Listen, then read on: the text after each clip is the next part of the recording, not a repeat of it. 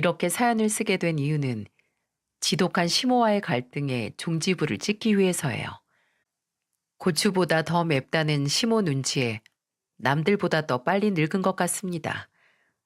저는 공장에서 생산직 사원으로 일을 하고 있는데 제 시모 이야기 들으면 다들 혀를 내둘러요. 열 손가락 깨물어 안 아픈 손가락 없다는데 저희 시모는 열 손가락 다 깨물어도 유독 아픈 손가락 하나만 있는 분이셨죠. 이런 시모의 본색을 알게 된 건 결혼 후였어요.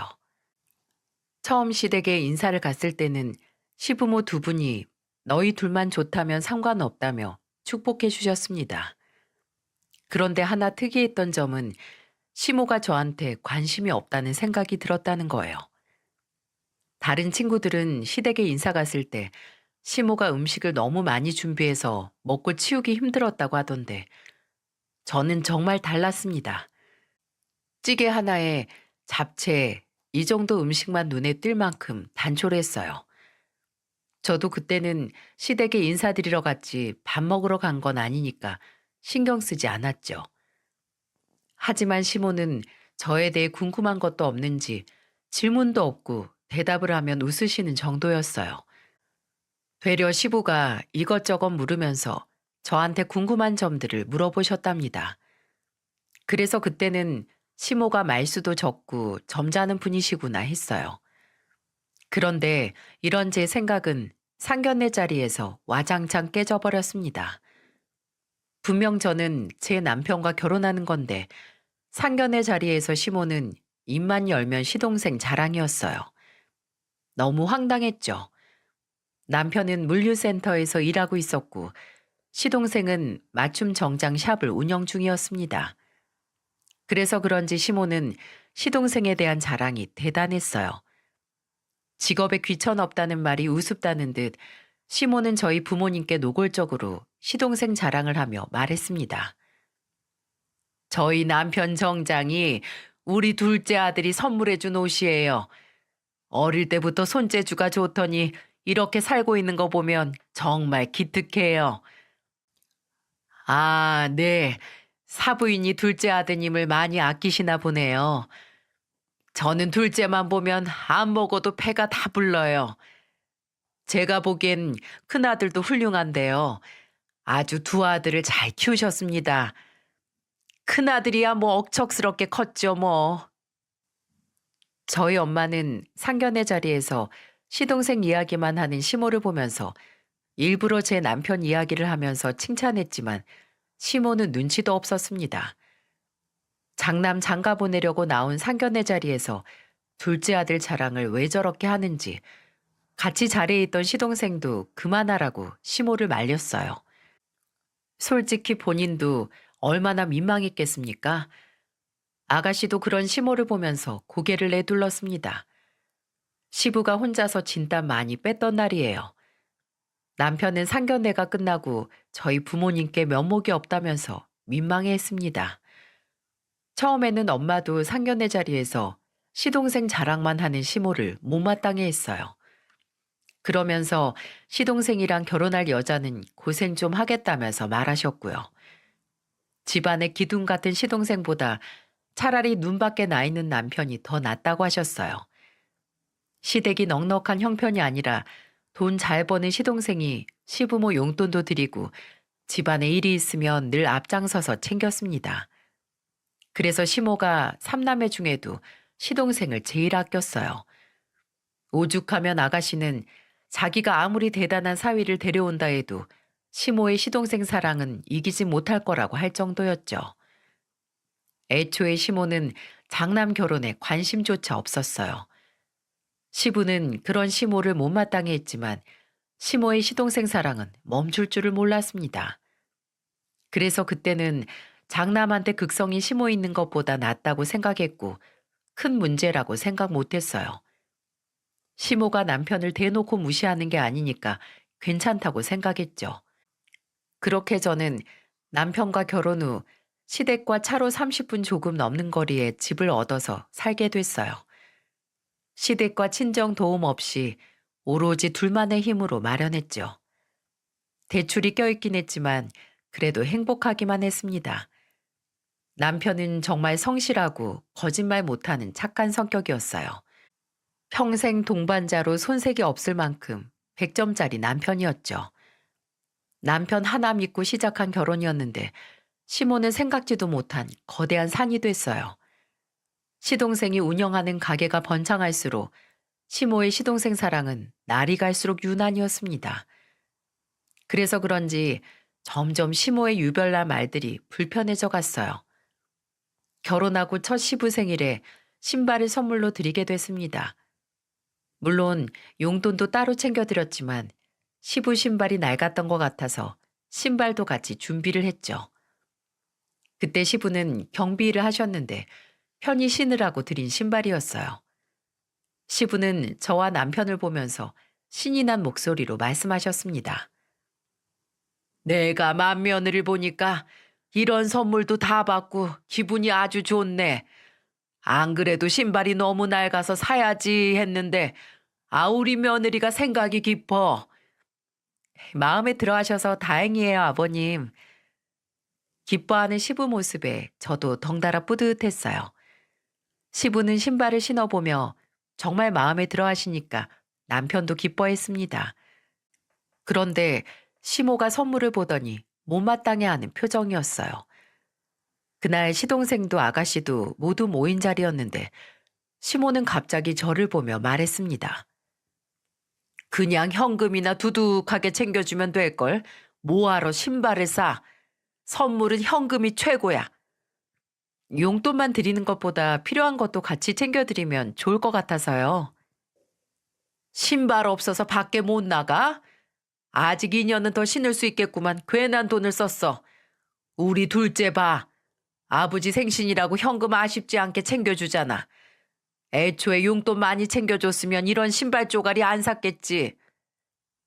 시모는 괜히 시동생 이야기를 하면서 저와 남편을 보며 비아냥거리듯 말했어요. 세상에 시부 생일 챙기고도 욕먹는 사람은 아마 저뿐일 겁니다. 시부 생신에 시부한테 필요해 보이는 신발 사다 드린 게 죄인가요? 대뜸 제가 잘못이라도 한 것처럼 말하니까 저도 기분이 안 좋았죠. 그때 시동생이 시모를 보면서 이렇게 말했어요. 나는 아버지랑 그렇게 오래 살았어도 신발 사이즈도 모르는데 결혼하고 얼마 안 된 형수님이 아버지 사이즈까지 다 미리 알아보고 사온 거면 진짜 대단한 거지. 너는 바쁘니까 당연히 모를 수 있지. 그리고 용돈을 그렇게 많이 주는데 그런 거 모른다고 우리가 서운하겠어? 엄마, 성이 있는 걸로 따지면 현금이 제일 성이 없어요. 나는 아버지 신발 밑창이 달았는지도 몰랐는데 형수님이 정말 안목 있고 생각 잘하신 건데 며느리 칭찬을 해줘야죠. 나는 나중에 결혼할 사람 데려오면 엄마 보여주기가 제일 무섭다. 남편은 그날 시모 반응에 누구보다 실망한 눈치였어요. 그래서 시동생이 애써 상황을 수습하려 했지만 시모는 계속 궁시렁거리면서 말을 이어갔습니다. 참다 못한 남편도 시모를 보며 한 소리 했어요. 엄마 생신도 아니고 아버지 생신인데 대체 왜 그러세요? 아버지가 마음에 든다고 하시잖아요. 이럴 거면 둘째만 부르지. 왜 저흰 불러놓고 비교하시는 거예요? 말이 그렇다는 거잖아, 말이. 그냥 다음에는 참고하는 게 좋을 것 같아서 그런 거지. 내 생일에는 현금만 챙겨주면 그땐 좋은 소리 해줄게. 생신도 아직 멀었으면서 무슨 그런 말을 하세요? 저희는 엄마 생신 때 안 올 거예요. 그렇게 아세요. 아유, 아들 왜 그래? 엄마가 장난 좀 친 거잖아. 시모는 남편이 대뜸 화를 내며 말하니까 장난이었다면서 너스레를 떨었어요. 하지만 저는 이미 속이 상했죠. 시부는 저한테 마음 쓰지 말라고 위로했지만 저렇게 대놓고 본인 생일에는 현금이나 달라는 시모를 보니까 정말 기가 막혔습니다. 시모는 오로지 시동생이 주는 현금이 좋은 분이셨어요. 그래도 그렇지 현금이 더 좋다고 대놓고 말하는 건 대체 무슨 경우랍니까? 결국 첫 시부 생신은 안 좋은 기억만 남기고 지나갔어요. 그러다 제가 결혼하고 1년 만에 임신을 하게 됐습니다. 그리고 제법 배가 많이 나왔을 무렵에 시동생이 결혼 준비를 하고 있었어요. 시모는 시동생이 어떤 여자를 데려올지 엄청 궁금해했습니다. 그렇게 시동생을 끔찍하게 아끼는데 가만히 있을 시모가 아니었죠. 게다가 예비동서 직업이 강남에서 피부샵을 운영하고 있다는 말을 들었을 때는 시모가 입이 귀에 걸려 있었어요. 시동생이 역시 사람 볼 줄 안다면서 엄청 좋아했어요. 정말 유난이다 싶을 정도로 시모는 들떠있더군요. 그런데 갑자기 시모가 저를 따로 불렀어요. 마침 병원에 다녀오던 길이라 바로 시댁으로 갔죠. 그런데 시모가 저를 보면서 황당한 소리를 하는 겁니다. 내일 둘째가 인사하러 온다니까 너는 집에 오지 마라. 네? 도련님은 저한테 오라고 하던데요. 걔가 착해서 그런 거야. 집도 좁은데 배까지 나온 네가 와 있으면 얼마나 집이 답답하겠어. 그리고 너 인부복 입어야 되는데 어디서 입을 만한 이상한 옷 입고 올 거 아니야. 꼭 그렇게 시동생 체면 다 구겨놓고 싶어? 제가 체면을 구기다뇨. 저도 가족인데 내일 꼭 올 거예요. 너는 내 말 알기를 아주 우습게 하는구만. 오지 말라면 오지 말라니까. 어차피 결혼하면 서로 다 보고 살 텐데 제가 왜 숨어요? 그리고 저 하나 안 온다고 갑자기 좁았던 집이 넓어지기라도 하겠어요? 시댁은 엄청 오래된 허름한 주택이었어요. 그래서 내부도 좁고 최신식 아파트와는 사뭇 달랐습니다. 그러니까 시모는 괜히 임신한 제가 오면 안 그래도 좁은 집, 더 좁아 보인다고 오지 말라는 거예요. 저는 진짜 너무 황당해서 오죽하면 시모를 보면서 저 하나 안 온다고 집이 넓어지기라도 하냐는 소리까지 내뱉었습니다. 이런 시모와 달리 시동생은 저한테 내일 와서 같이 인사하자면서 신나게 말을 했었어요. 그래서 저도 예비동서 궁금해서라도 꼭 간다고 말을 했었고요. 시모가 시동생만 편애하고 아껴서 시동생이 철이 없을 줄 알았는데 오히려 시동생은 겸손하고 예의 바른 사람이었어요. 시모가 대놓고 시동생만 편애하면 시동생이 먼저 나서서 말렸어요.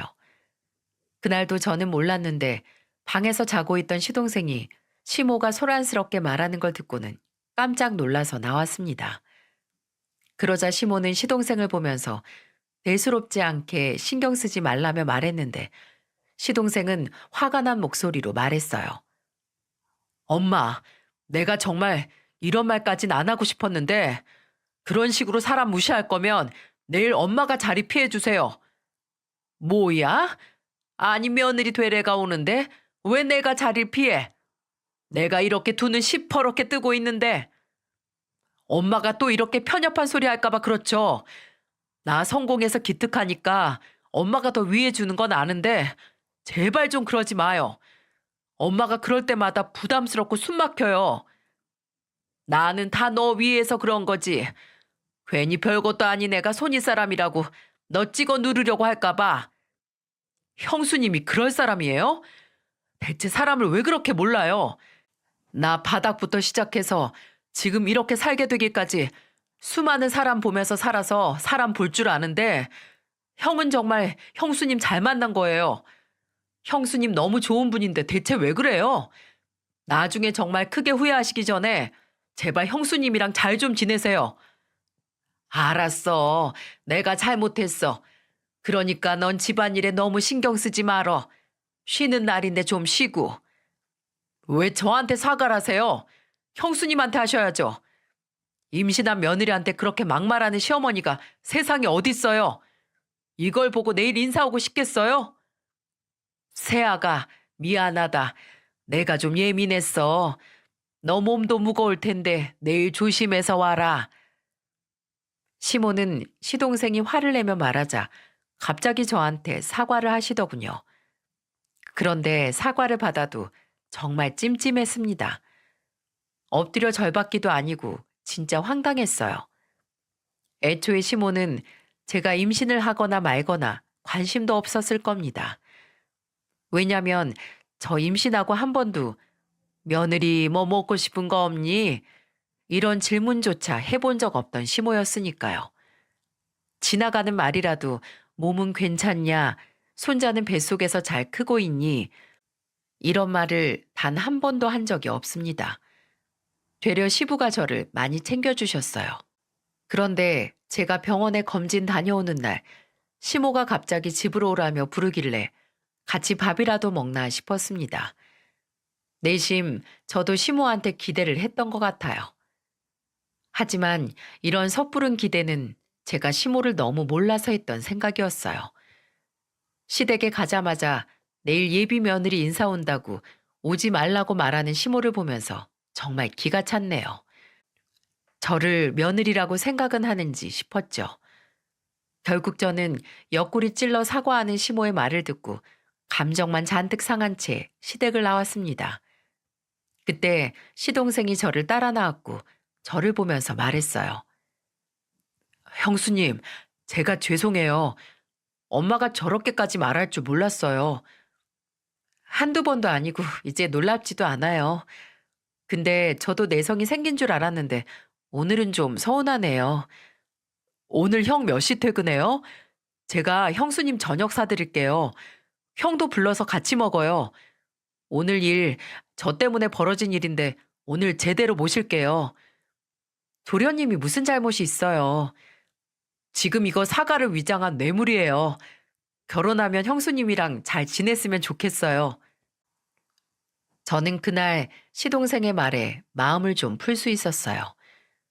시모만 아니면 저는 시댁 식구들과 정말 아무런 문제가 없었습니다. 아가씨도 저 임신하고 나서 이런저런 선물도 챙겨줬고 여동생처럼 잘 지냈죠. 그런데 오로지 시모만이 문제였어요. 하지만 지금까지는 장난이라고 할 만큼 시모의 주책은 더 심해졌습니다. 한바탕 난리를 치고 시동생이 동서를 때리고 인사를 왔던 날 저는 깜짝 놀랐어요. 시댁에 그렇게 큰 밥상이 있는 줄도 몰랐는데 시모는 식탁이 좁다면서 큰 상을 거실에 깔고 정말 진수성찬을 차렸습니다. 근데 그 모습을 보는데 제가 처음 인사 왔을 때가 떠올랐어요. 유치해 보일 수도 있는데 솔직히 비교를 안 할 수 없었습니다. 저는 찌개에 잡채 있는 상이었는데 시모는 동서가 인사 오던 날 사내 진미를 다 준비했더군요. 어쩜 사람이 이렇게 속이 훤하게 들여다 보이는지 참 대단하다 싶었습니다. 이미 지난 일 끄집어내서 뭐 하나 싶어 그냥 넘어갔어요.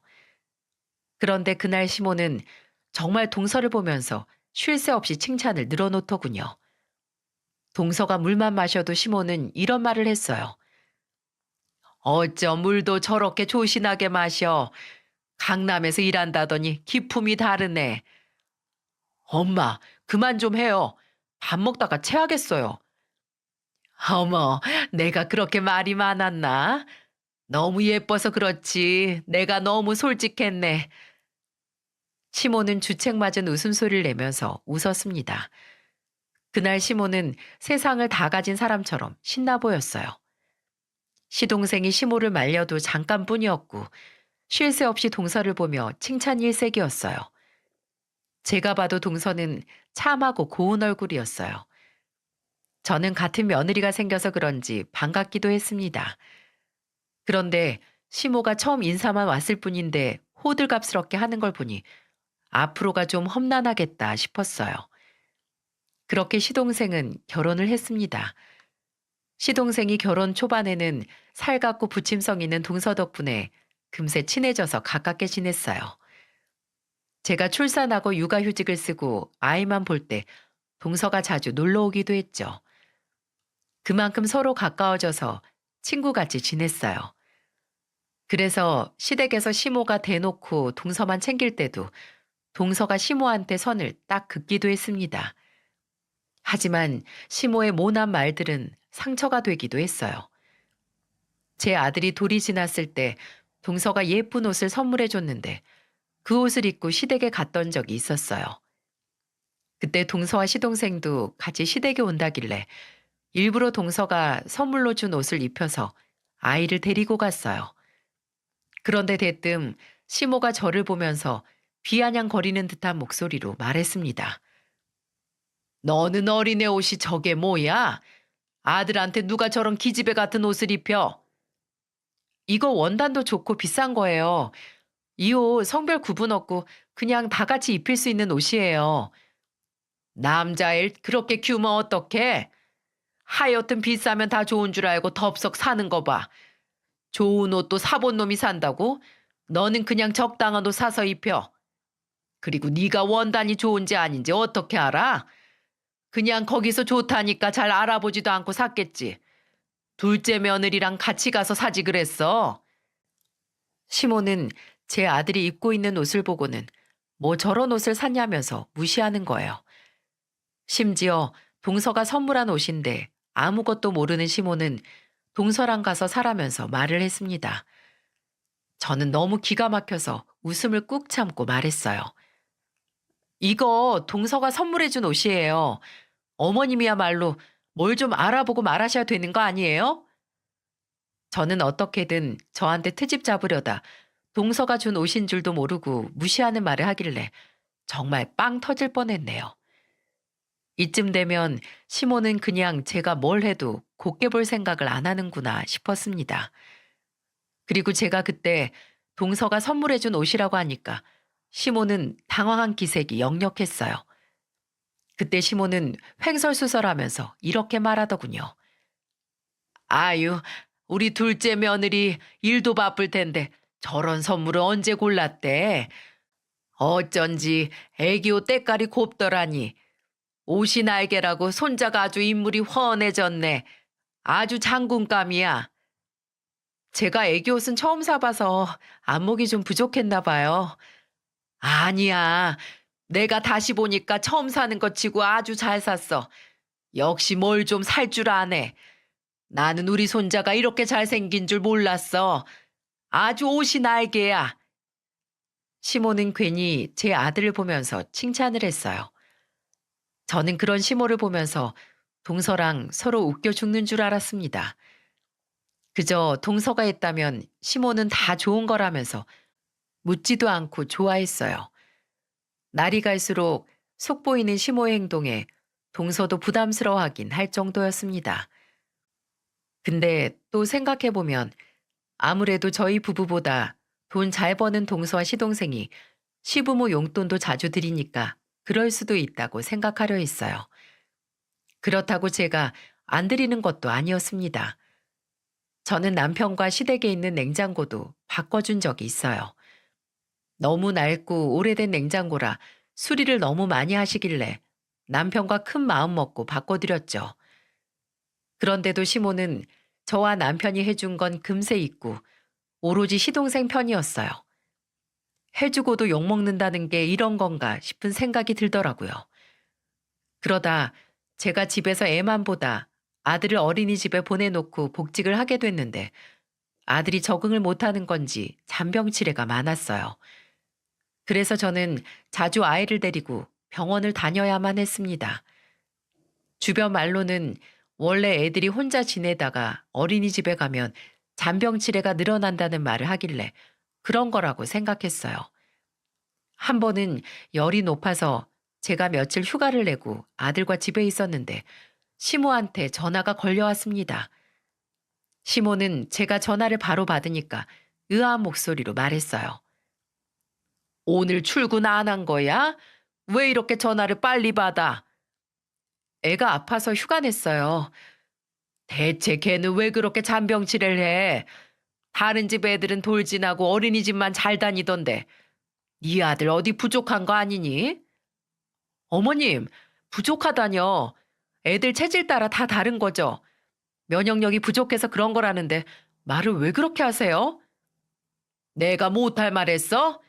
네 자식인데 너 닮았겠지. 너 가방끈 짧잖아. 그러니까 애도 어린이집이나 이런 곳 가기 싫어하겠지. 선생님 있는 곳은 다 싫어하는 거 아니야? 그러다 나중에 학교 안 간다고 하면 어째? 저는 너무 화가 났습니다. 이게 겨우 2살 무렵 된 애한테 할 소리인가요? 손자한테 친할머니가 할 수 있는 말입니까? 저를 무시하는 건 참아도 아직 어린 아들한테 막말하는 건 참을 수가 없었어요. 그래서 저도 시모한테 화를 내며 말했죠. 아직 어린애한테 그게 무슨 말씀이세요? 저번에 들어보니까 어머님도 대학 안 나오셨다면서요. 그럼 제 남편, 시동생, 아가씨 전부 다 학교 싫어하고 막 큰 거예요? 뭐야? 너 지금 말이면 다냐? 어머님이 저한테 하신 말이랑 뭐가 달라요? 저도 너무 불쾌하다고요. 그래, 아주 날 잡아먹어라. 맏며느리가 시어머니 이겨먹으려고 하고 집구석 잘 돌아간다. 내가 너한테 둘째 며느리 생일 좀 몰래 물어보려다가 별소리를 다 듣는다. 동서 생일을 왜 저한테 물어보세요? 직접 물어보세요. 아, 몰래 챙겨주려고 그러는 거지. 걔가 시댁에 좀 잘해? 너처럼 이렇게 교양 없이 기어오르는 애가 아니라고. 아주 우리 둘째 며느리는 통화 목소리가 곱고 듣기 좋은데 넌 왜 그렇게 전화 목소리도 괄괄하고 주책스럽냐? 오는 말이 고와야 가는 말이 고운 거예요. 어머님이 저한테 좋은 목소리가 안 나오게 말씀하시잖아요. 앞으로 제 아들 이렇게 무시하실 거면 전화하지 마세요. 저는 안 그래도 아픈 애 때문에 답답한데 시모마저 저렇게 나오니까 힘이 쭉 빠졌어요. 그리고 화도 참을 수가 없었습니다. 솔직히 남이 제 아들을 보고 어디 부족한 거 아니냐고 물으면 정말 뺨이라도 내려쳤을 거예요. 세상 어느 엄마가 저런 말 듣고 가만히 있겠습니까? 너무 속상해서 그날 저녁에 남편한테 전부 털어놨어요. 누구한테라도 말하지 않으면 속에서 천불이 날 것 같았습니다. 그날 남편은 낮에 있었던 이야기를 듣고는 한숨을 쉬며 말했어요. 게다가 동서 생일을 물어보려고 전화했다는 말을 듣고 화가 나서 남편은 시모한테 전화를 걸었습니다. 그리고 화가 난 목소리로 말했어요. 엄마, 정말 너무하시는 거 아니에요? 집안 일손 필요할 때는 맏며느리 먼저 찾으면서 그동안 해주신 거라도 있어요? 빈말이라도 우리 며느리 수고한다, 고생한다 이런 말 한 적 있냐고요? 아, 시집 왔으면 당연히 시댁 일에 나서야지. 그게 뭐 대단한 일 한다고 수고했다는 말까지 해야 되는데 너도 그러는 거 아니야. 내가 없는 살림에 널 어떻게 키웠는데. 맨날 첫째라고 동생한테 양보하라고 하면서 키우셨죠. 그리고 다 크고 나서도 이렇게 차별하시잖아요. 진짜 엄마한테 너무 서운해요. 아무것도 없는 저 믿고 결혼해준 사람한테 정말 왜 그러세요? 막말로 걔는 맏며느리로 나한테 해준 게 뭐가 있어? 용돈을 배가 부르게 주기랬어? 뭘 했어? 그 소리 또 왜 안 하나 했어요? 무조건 다 현금인 거죠?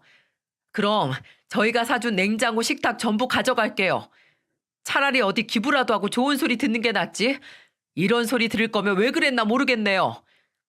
저거 없어도 살아. 다 가져가. 뭐 대단한 거 사줬다고 난리야. 됐어. 가져가. 얼른. 시모는 역정을 내며 화를 내고는 전화를 끊어버렸어요. 남편은 답답한 마음에 한숨만 쉬다가 저를 위로했습니다. 저는 괜한 말을 해서 싸움만 키웠나 했어요. 남편이 잠시 자리를 비웠고 저는 멍하니 속을 끓이면서 잠든 아이를 바라만 보고 있었죠. 그런데 잠시 뒤 늦은 시간인데 시부가 저희 집을 찾아오신 겁니다. 그런데 자세히 보니 시부 뒤에 시모가 있었어요. 저는 갑자기 찾아온 시부를 보고 놀라서 얼른 문을 열었죠. 그러자 시부는 시모를 보면서 얼른 들어오라며 호통을 치며 말했어요. 그러자 시모는 고개를 숙이고 쭈뼛거리며 집 안으로 들어왔습니다. 그리고는 시부와 거실에 나란히 앉더니 시부는 저를 보면서 말했어요. 낮에 있던 일 사과하러 왔다. 이 사람이 너한테 심한 말 했다고 들었는데 내가 널 볼 낯이 없다. 나도 이렇게 사과하마. 저 낮에 전화 끊고 속이 상해서 정말 너무 답답하고 화났어요. 저 친정에서도 가방끈 짧다는 소리 들어본 적 없어요. 그런데 왜 제가 시집 와서 이런 모멸감 드는 말을 들어야 하는 거예요? 어머님이 정말 제대로 사과해 주시고 앞으로 다시는 안 그러겠다고 약속해 주세요. 안 그래도 내가 신신당부를 하고 왔어. 당신 빨리 며느리한테 사과해. 당신이 지금 며느리한테 가방끈이 어쩌고 할 때야? 당신은 뭐 얼마나 배웠다고 그런 말을 해? 시부는 낮에 있던 일을 남편한테 전부 듣고는 시모를 쥐잡듯이 잡았던 거예요. 그동안 시모한테 며느리 2명 있는데 차별하지 말라고 시부가 중간에서 노력을 많이 했지만 시모는 그런 말을 귓등으로도 안 들었습니다. 그런데 이번에는 시모 행동에 시부가 단단히 화가 난 듯 싶었어요. 시모는 억울한 목소리로 저를 보며 말했습니다. 내가 너한테 막말한 거 사과할게. 미안하다. 어머님, 이런 식으로 그동안 저한테 사과 몇 번이나 하셨는 줄 아세요? 이번에는 내가 정말 심했어. 미안해. 내가 성격이 투박해서 그런지 걱정하는 말도 잘 모르겠고 말을 잘 할 줄 몰라서 그랬다. 내가 미안했다. 손자까지 무시하는 건 아니었는데 말이 헛나왔어. 시모의 사과에 마음이 다 풀린 건 아니었는데 그 늦은 시간에 사과까지 하려고 여기까지 온 게 너무 신기했어요. 시부가 등 떠밀어 온 거라도 시모 성격상 이런 사과는 절대 못할 줄 알았는데 신용이라도 들으니 남편도 조금은 풀린 듯 했고요. 그래서 택시를 타고 온 시부모를 남편이 시댁에 직접 데려다 드리면서 그날의 해프닝은 끝이 났어요. 그리고 제가 한동안 기분이 안 좋아 있자 아무것도 모르는 동서는 저를 운영하는 피부샵으로 불러서 피부 관리를 받으라며 말해줬습니다. 저는 괜찮다면서 거절했는데 동서는 저한테 이렇게 말했어요. 형님, 한번 모셔야지 했는데 이제야 이렇게 너무 늦게 불렀지 뭐예요? 기분 안 좋을 때는 이렇게 관리 한번 받고 가세요. 얼마나 기분 전환이 되는데요. 에이, 나 이제 완전히 아줌마야. 관리는 해서 뭐 하겠어. 마음은 고마운데 난 정말 괜찮아. 지금 제 성인데 무시하는 거예요? 제가 최고급으로 모실게요. 여기 누우세요. 저는 동서의 성화에 태어나서 처음 피부 관리를 받아봤습니다. 그거 한번 받아보니까 왜 피부 관리 받으러 다니는지 알겠더군요. 괜히 대접받는 기분에 피로가 싹 내려가는 것 같았습니다. 남편이 대신 아들을 봐주고 있어서 저는 그야말로 지상 낙원 같은 기분에 쉴 수 있었어요. 그런데 처음 받은 피부 관리가 자극적이었는지 제 얼굴이 조금 붉어졌습니다. 동서는 처음이라 그런 거라며 이틀 정도 지나면 괜찮아질 거라고 했어요. 저는 동서 덕분에 호사 누려본다며 고맙다고 했죠. 그리고 며칠 뒤 시댁에 제사가 있어서 모두 시댁으로 모였어요. 거의 가라앉긴 했지만 볼에 아직은 붉은기가 남아 있었고요. 저는 뭐가 대수인가 싶어서 시댁으로 갔는데 시모가 저를 보자마자 배를 잡고 웃었어요. 그리고는 놀리듯이 말했습니다.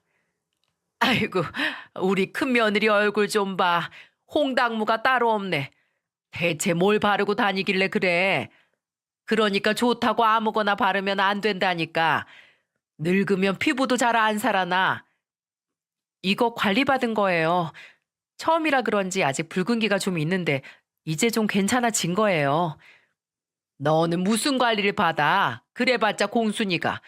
사람 만날 일이 뭐가 그렇게 많아서 관리를 받아? 누가 알면 너 유난이라고 그래. 내가 올해 들어 본 모습 중에 지금이 제일 웃기다. 어디서 또 싸구려 관리받고 피부 뒤집어진 것 좀 봐. 관리가 되는 얼굴이 있고 아닌 얼굴이 있지. 경박스럽게 웃는 시모를 보는데 얼마 전 고개를 숙이고 사과하고 간 시모는 다 연기였구나 했어요.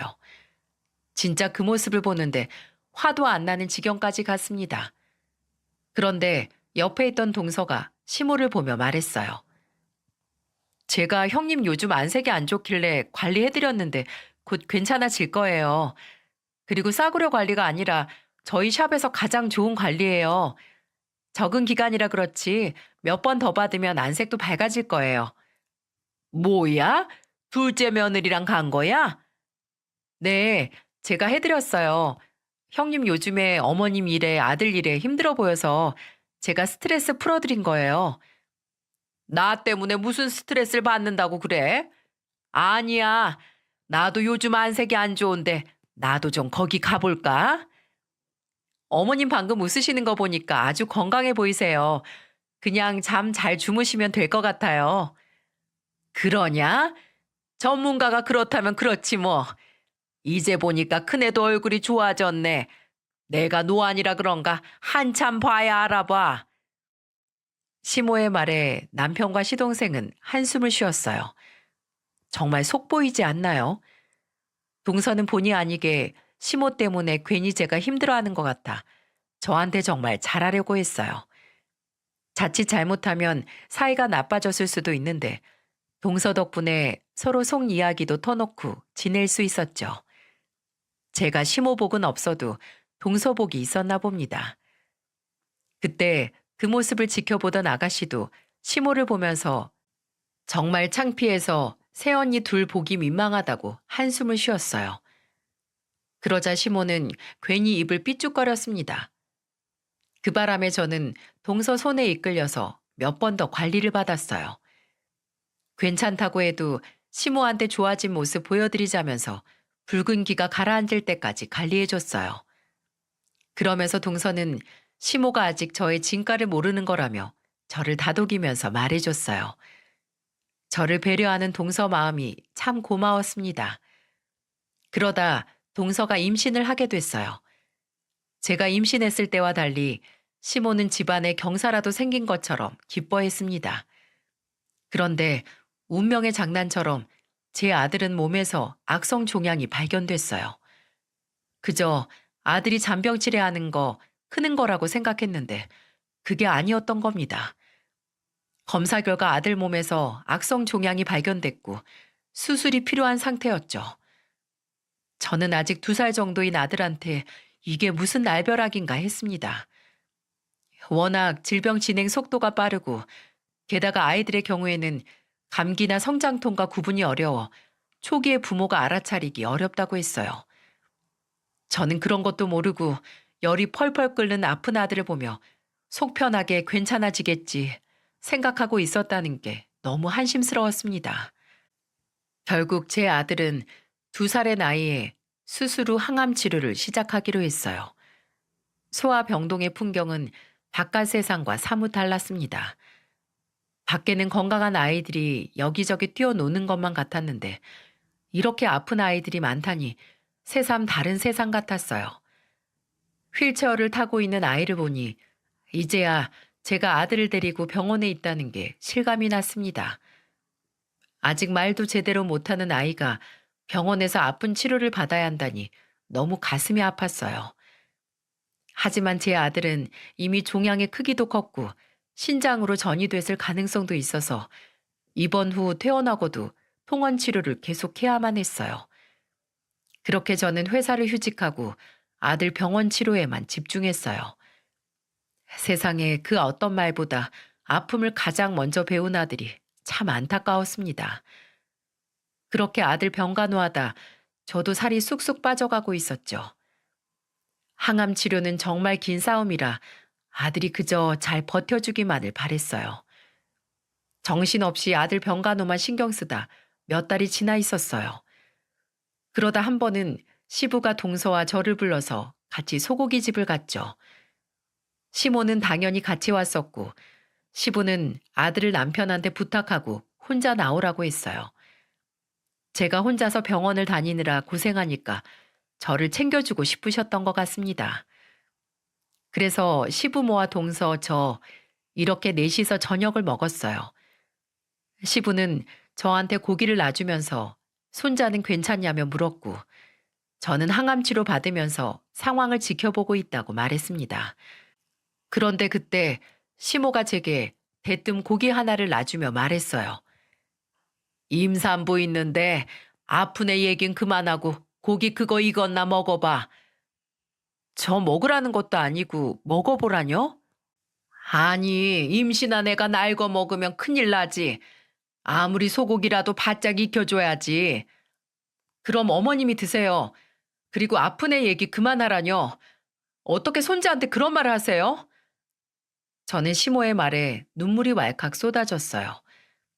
결국 그날 외식은 시모의 말 한마디에 제대로 먹지도 못했습니다. 시부는 시모를 타박했고 동서는 시모를 보며 말했어요. 어머님도 자식을 셋이나 낳으셨으면서 왜 그렇게 형님 속 후벼 파는 소리를 하세요? 나는 그냥 너 태교에 안 좋을까 봐 그랬지. 저는 어머님 이러시는 게 더 태교에 안 좋다고 생각해요. 오늘은 제가 형님이랑 먼저 일어날게요. 동서는 시모한테 단호하게 말하고 자리에서 일어났습니다. 그날은 동서도 같이 시모 욕을 하며 같이 화를 내줬어요. 시모 때문에 동서도 매번 난감하다면서 한숨을 쉬었죠. 그래도 같은 며느리라고 위로가 됐습니다. 그때가 동서도 곧 출산이 임박했을 때라 저는 작은 선물을 주며 보냈어요. 그렇게 동서가 출산 한 달을 앞뒀을 때 제 아들은 세상을 떠나고 말았습니다. 신장으로 전이된 종양도 악성 종양이라 어린 아들은 견디지 못했던 거였죠. 치료 과정 중 이미 사기 진단을 받았던 터라서 치료도 무의미했어요. 뭐가 그리 급했는지 어린 나이에 저희 곁을 떠난 아들의 장례를 치르고 저는 가슴이 찢어지는 고통을 느꼈습니다. 세상에서 가장 슬픈 소리는 자식 잃은 어미 울음소리라던데 저는 하늘이 무너진 듯 울었어요. 생각해보면 그때도 시모는 저를 단 한 번도 위로해주지 않았습니다. 같이 슬퍼하면서도 저를 보면 모진 소리를 해댔습니다. 시모는 괜히 한탄을 하면서 저한테 이렇게 말하기도 했어요. 네가 그러고 너 엄마야? 이렇게 어린애가 아파서 숨 넘어가는 동안 뭐 했어? 병원을 그렇게 다니면서도 애 병 하나를 못 고쳐?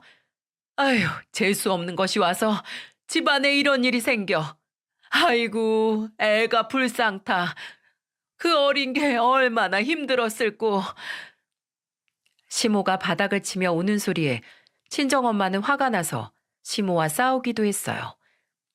그동안 제가 시댁에서 시모와 겪었던 일을 까맣게 모르던 엄마는 처음 보는 시모 모습에 화가 났던 겁니다.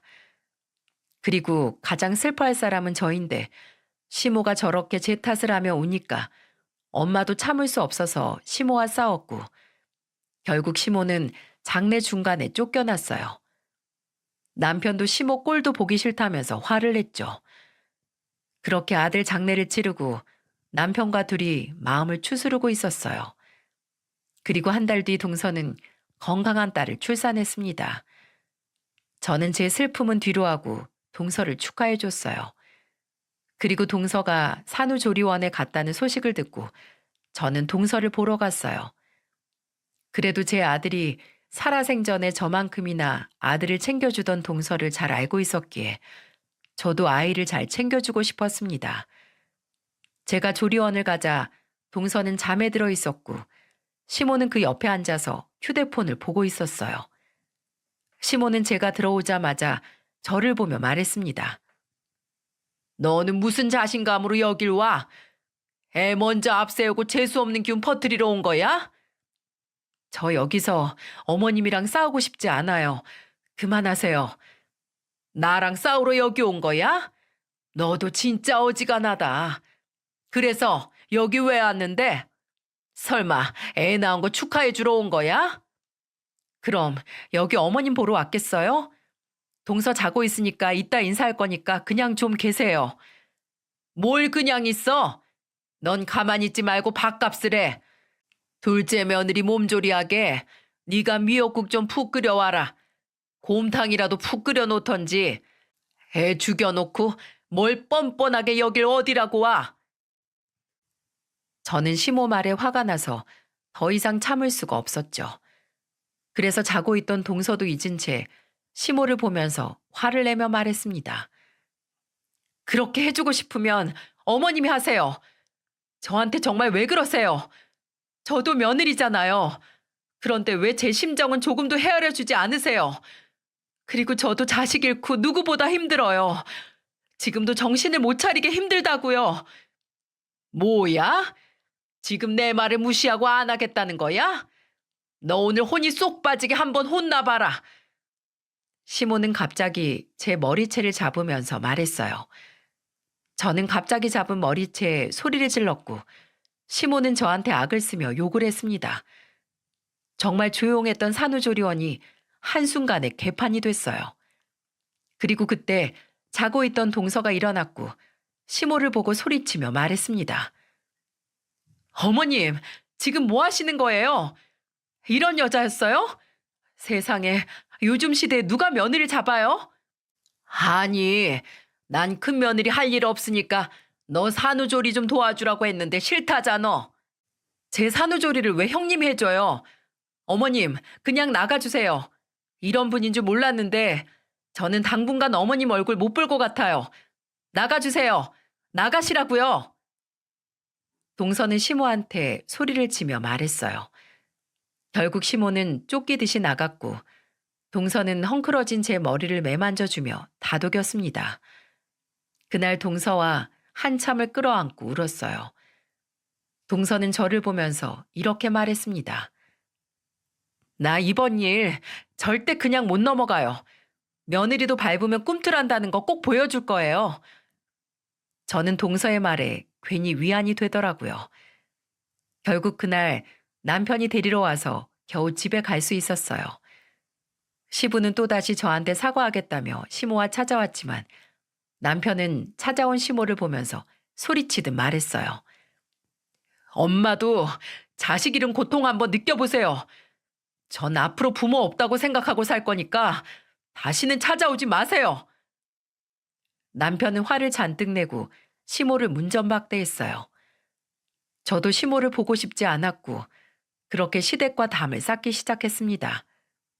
그렇게 2달 정도가 지났어요. 일방적으로 사과하겠다며 전화를 하는 시모 번호도 차단하고 아예 모르는 사람처럼 지냈죠.